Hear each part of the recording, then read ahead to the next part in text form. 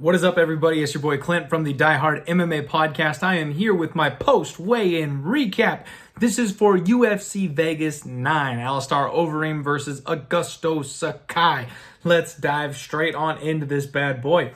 So first things first, we had Ray Rodriguez. He's a Dana White's Contender Series guy. Go ahead and weigh in at 145. Word on the street is that he's filling in if something happens with Brian Kelleher versus Kevin Natividad.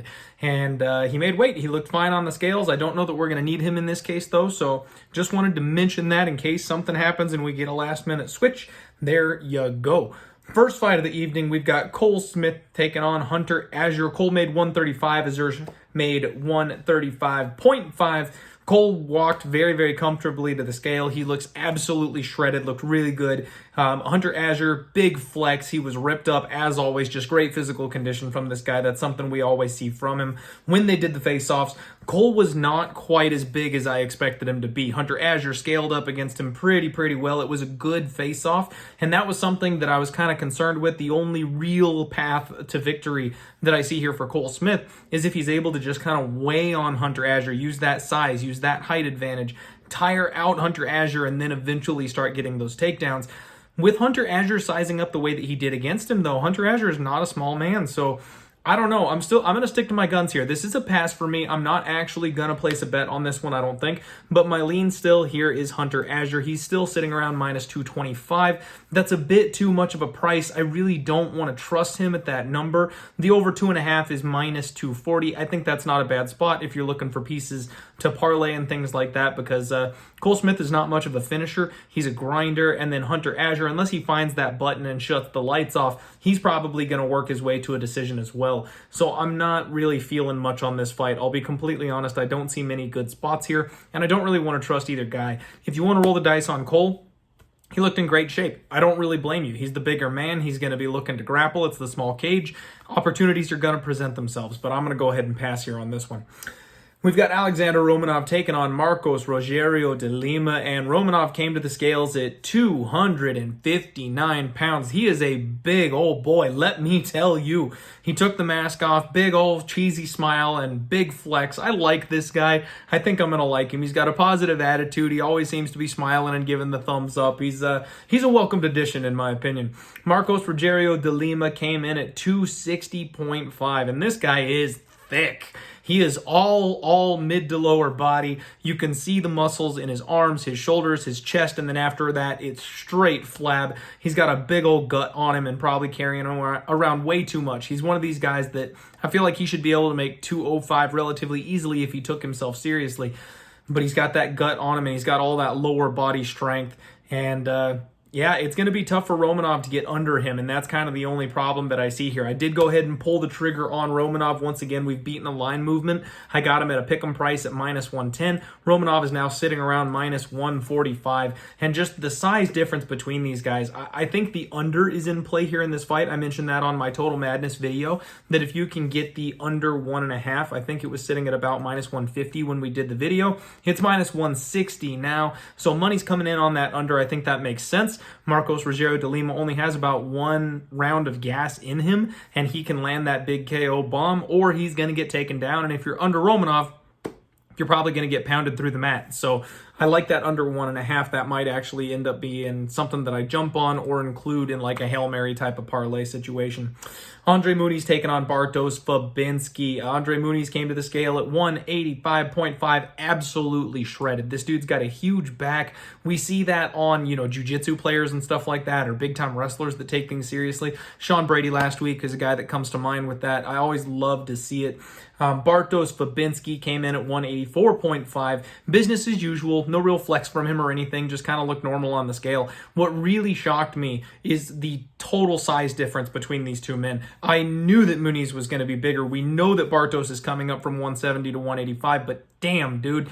Andre Muniz is huge, and I'm really kind of shocked by this line movement. I understand that people are impressed with Bartosz in his last fight, but he's now sitting around minus 165, minus 170, and I'm really bummed I botched this number here because I took a stab on Andre Muniz. I took him at plus 120. I saw him at plus 125, and I think I snagged 125. I saw him dipping a little bit in the market, and I didn't want to miss out on the good spot, and ever since then, there's been buyback. You can get him at plus 135 or plus 140 right now, and I like that number. So people are saying that Muniz is basically sub or bust in this spot.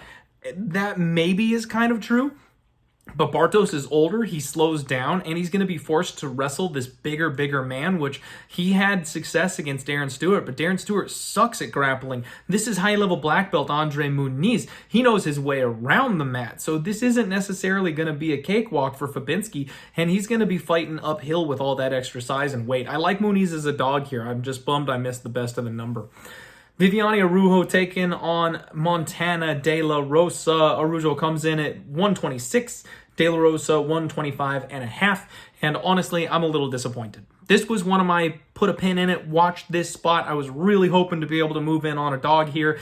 But unfortunately, I'm actually leaning more the other direction now because Viviane Araujo came in looking phenomenal. She took this fight on short notice, 2 weeks short notice. She was prepping for a couple of other fights this year that fell out, so she's been kind of in constant camp. And with her being bigger, more muscular, athletic, I kind of expected that to really play out in her favor, but she looked fantastic on the scale. She looked really good. She had a big flex. She was moving well. She's athletic. She's fast. Now she's taking on Montana De La Rosa, and she was stone cold on the scales. I don't recall how Montana De La Rosa tends to look on the scales in her past couple of fights, but she didn't move. There was no flex. When they went to face off, they were toe-to-toe. She didn't put her hands up. I mean, she was moving as little as humanly possible. And I need to kind of go back and see some of her previous weigh-in videos because that could be a sign of her conserving energy. That could be a sign of her having a bad weight cut and basically just trying to hide it under the shell of being minimal with her movements. I don't know. I was looking at maybe pulling the trigger on Montana De La Rosa. I liked her earlier in the week as a dog when we had that big plus line. And ever since then, it looks like other people have had kind of the same idea. She was bet back down and then she was bet back up. And that line has been bouncing back and forth basically all week. At this point, I'm kind of settling on Viviane Araujo. I know that Montana De La Rosa is going to be pushing the grappling, but that's really all she's got. And with the shape that Araujo came in looking, I don't expect her to have a quick gas tank issue. I don't expect her to gas out quite as quickly as I was kind of hoping. I was hoping she wouldn't look quite as cut, maybe less energetic, struggle with the weight cut, and then I could take a stab on Montana De La Rosa just to kind of wear her down. But at this point, I'm thinking it's probably going to be all Araujo, and if Montana De La Rosa can't get under those hips, if she can't close that distance and get the takedown, Araujo's going to beat the brakes off of her. So I'm probably going to end up passing on this one. I'm a little tempted to take a flyer. Like I said, again, in the Total Madness video, at that under 2.5, it does look like it got hit. It was at plus 200 where I saw it before. I see it down to plus 175 or plus 180 in certain spots. I don't mind the sprinkle there because if Montana De La Rosa has a shot, it's going to be a submission. And then obviously Araujo can TKO her at pretty much any point in time. But this one might end up just being a pass, and I am disappointed because I wanted to make a play on this one, but yeah, the weigh-ins are telling me a different story, so I gotta listen to what I'm seeing here. Brian Boom Kelleher taking on Kevin Natividad. We've got Boom coming in at 146. Well-muscled, business as usual, perky, good mood, happy-go-lucky guy. Nothing really shocking there. He looked as good as ever. Kevin Natividad, UFC newcomer, 144.5 is where he weighed in, and he looked pretty good on the scales, I'm not going to lie. But what really surprised me is that Boom Kelleher actually has a decent size advantage here to go along with everything else. It doesn't look like Kevin struggled with the weigh-ins or anything like that. It was a good face-off. They both seemed like they were getting a little intense towards the end. Brian Kelleher has been nothing but confident this entire week, and taking on a UFC newcomer, I feel like, I don't know, I almost would expect this line to be a little bit wider. Kevin's plus 180, plus 190 at this point. Brian Kelleher is only minus 220, minus 230. And I think the under 2.5 is live here. I honestly feel like Brian Kelleher is going to outclass this guy. He's going to show him what a step up is. He's going to show him what the UFC means. And then honestly, I'm kind of thinking Brian Kelleher by submission. That's really the way I'm looking in this one. The only problem is we're not getting a whole ton of value on it. Kelleher by submission looks like it's about plus 275. I mean, it's not bad. But with with the boxing prowess and the bombs that we know Kelleher can throw, he's live for a knockout, of course, as always. So maybe we just look at Brian Kelleher inside the distance. And I am seeing Brian Kelleher inside the distance is currently at plus 165, and I don't mind that whatsoever. It looks like it opened up at plus 170, and it got hit hard. It went all the way down to plus 125, and now it's bounced back up to plus 165. So a little bit of line movement there, not usually used to seeing that, but I kind of think that Brian Kelleher gets this one done, and I think he gets it done inside the distance.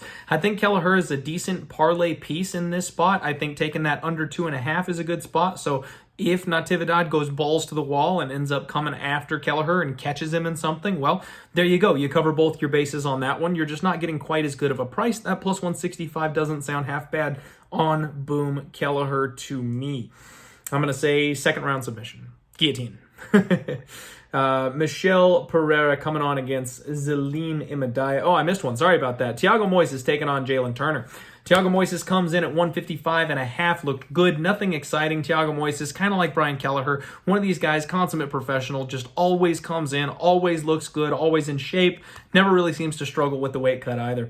Jalin Turner came in at 155, and he is shredded. He's another one of these guys that is just massive for the weight class, and I've said it like 5 times this week. I don't know how he makes this cut, but he looked really good doing it. He was moving well. Didn't seem like he had any issues. He wasn't wavering on the scales. So seems like everything went to plan. And then when they faced off, Turner's height is unreal. He's just massive. I mean, Thiago Moises comes up to like here on him. The height and reach is just... The difference in this fight is going to be such a big deal. I'm so glad that we got in early on that one. Money has been steadily coming in on Turner. He opened up at plus 170. He's now down to about plus 130. I mean, I understand if the line gets low enough, there's going to be some buyback on Moises. You would think he's the more well-rounded fighter at this point in the game. If he can get under those hips, which... He's got the opportunity to, since he's going to be so much shorter. If he can get under those hips and get this fight to the mat, there's always the chance that Moises can just grind out Turner or catch that submission. But I really like taking Jalin Turner as a dog here. The kind of heat that he throws, the aggressiveness that he comes with, the size, the height, the reach, and the fact that he's going to be able to punch Moises in the face while Moises is trying to throw a kick. I love it. This is a great spot. We beat the line move. I feel very, very comfortable here. Now we just got to see how it plays out.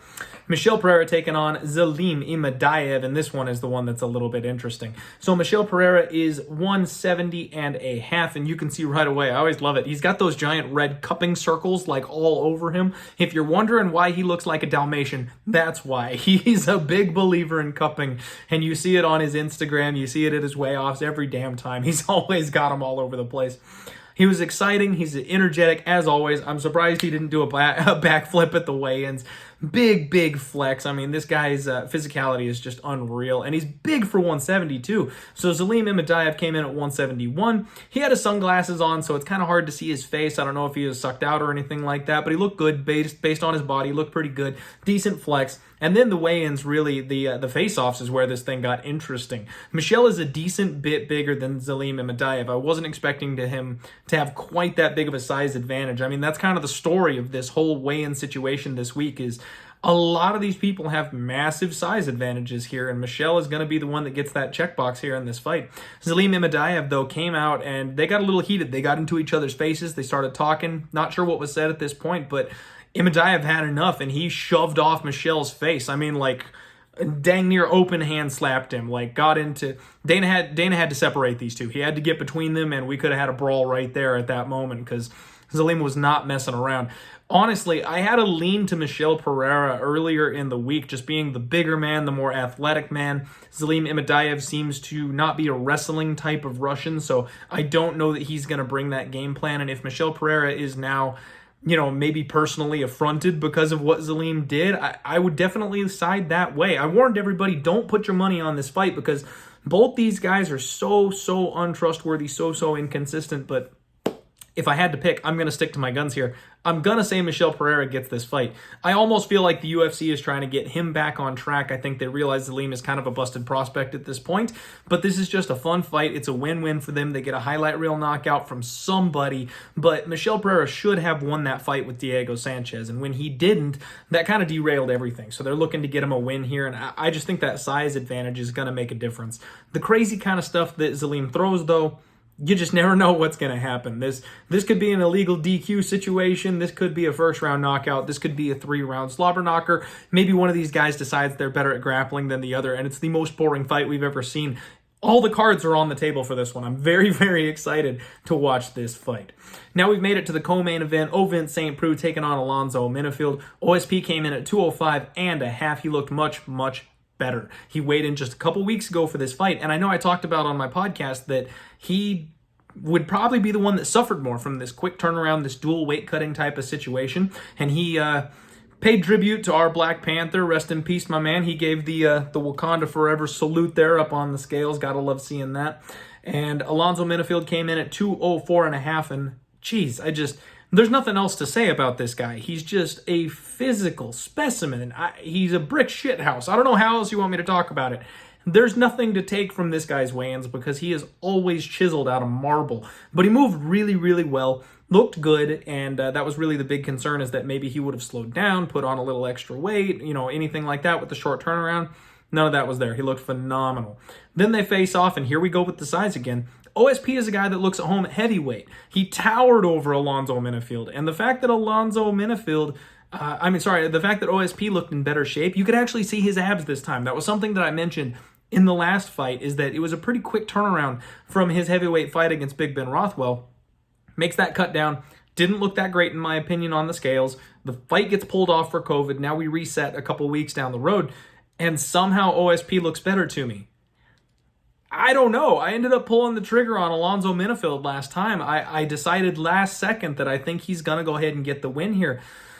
But this line, it's sitting right about the same, just a little bit wider. We've got minus 135 on Menifield. OSP is plus 110, plus 115 at this point. And damn, I can't do it. I can't pull the trigger on Alonzo Menifield right now. And honestly, I'm leaning more towards making a bet on OSP just because, like I said, he looks much better. It looks like the last couple of weeks he's spent training. He lost some more weight.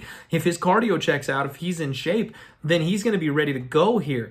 I guess the only way I could really look in this fight would be the over. The over 1.5 is minus 135, and I kind of feel like that's in play here. We know Alonzo Menifield throws bombs, but we also know that OSP has a knack for tanking damage, coming back later and coming back stronger. And I know Alonzo Menifield talked about working that gas tank. If he throws himself out again in the first round trying to get the finish and can't quite get OSP out of there, he's going to be in trouble come round 2, round 3, when OSP's the bigger man just kind of laying on him. If he eventually gets this thing to the mat, then obviously OSP has a massive, massive ground game advantage.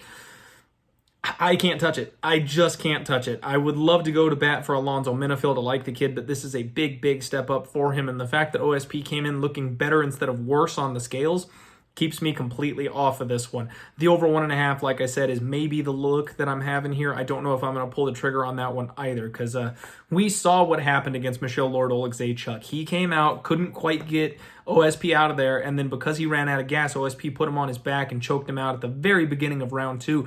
I don't know if Alonzo Menifield is going to do that because he's been focusing so much on his cardio, trying to make sure he's but that's the thing, I can't say that. He's a young fighter.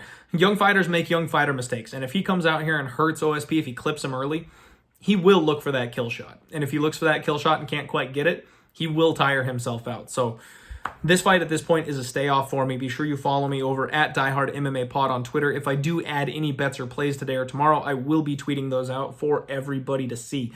Alistair Overeem taking on Augusto Sakai for the main event of the evening. The Reem came in at 252.5. Really nothing to report. The only thing I can say is that we are missing Overeem. He is no longer the gigantic horse-meeting man that we once loved. And he didn't look bad. For 40 years old, he looked pretty fantastic. If I could look like that at 40, we'll be we'll be well on our way. Augusto Sakai came in at 261.5, so about 10 pounds heavier, and honestly, he looked like he lost some weight. I know people online are going to say that he looked flabby. That's true, he did look flabby, but he looks the kind of flabby when you lose fat. And you've got all that extra skin hanging off of you. There's nothing you can do about that. Once you inflate up to a certain size, and you lose that mass, your body's got to recover. He looks like he is in much better shape. I saw some abs popping up underneath that flab. When he gets in position, when he flexes the right way, you can see there's some movement down there. And then when they faced off, Sakai is just a big dude. I mean, he sizes up well against Overeem. And the thing that really caught my attention is the size of Augusto's head. Now, this is a undervalued commodity in the sport of mixed martial arts. We see these guys who just have these giant noggins when compared to their opponents. And you know what that is? It's harder to knock them out. You see guys like Alexandr Volkanovski. He's small. He takes shots and just eats them with that brick of a head that he has. You can't knock some of these guys out because they're built different than the rest of us. It's like the neck on Romero. The fact that he's got muscles like this that most humans don't, you're not going to budge him. You're not going to knock him out. That's the kind of same thing I'm seeing here from Sakai. He's got a legendary chin. He eats every shot and just walks through it. I got in early on Augusto Sakai, and it looks like the market is backing me here. He's been just steadily chipped away, and there's been a little buyback on Alistair Overeem. Somewhere between plus 130 and plus 140 right now is Augusto Sakai. I've already got him in my pocket. I want to say I got plus 155 on him, and I just really like him to show up here and do the changing of the guard thing. Alistair Overeem is talking about making one more run at the title, and I'm sorry, guys. This is back to that there are no fairy tales in MMA situation I always talk about. I just don't think that the Reem has another title run in him, especially seeing him get mauled by the top 4 and 5 guys. He's never going to get past them. There's no way he's challenging for a title, and he's delusional if he thinks so.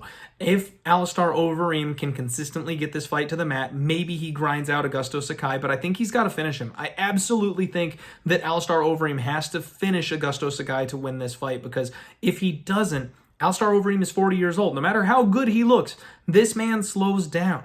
And I'm very tempted to go back to the well here and bet the overs, because Augusto Sakai is not the murderous power puncher type of guy that comes charging in forward and hammers people in the face looking to get them out of there as fast as possible. He just doesn't do that. So because of that, I think this is going to be a slower pace. I think these guys are going to respect each other. I think they're going to play the outside. And yeah, Alistair Overeem's probably going to mix in some takedowns. But if you recall, when he took down like Jairzinho Rosenstruik, it took everything he had to hold that big man down. If it takes everything Overeem's got to hold Sakai down and he can't get him out of there the first time he does it, well, the next time he does it, he's just going to lay on top of him again. And if he just lays on top of him again, eventually Sakai gets back to the feet, or the next round starts and we start on the feet again. And then it's going to be the same situation over again. I feel like this is maybe a late finish for Augusto Sakai, or Overeem's got to get it done early, but I just don't know if he can at this point. Overeem 2 years ago, no problem. Overeem today, we will find out Saturday.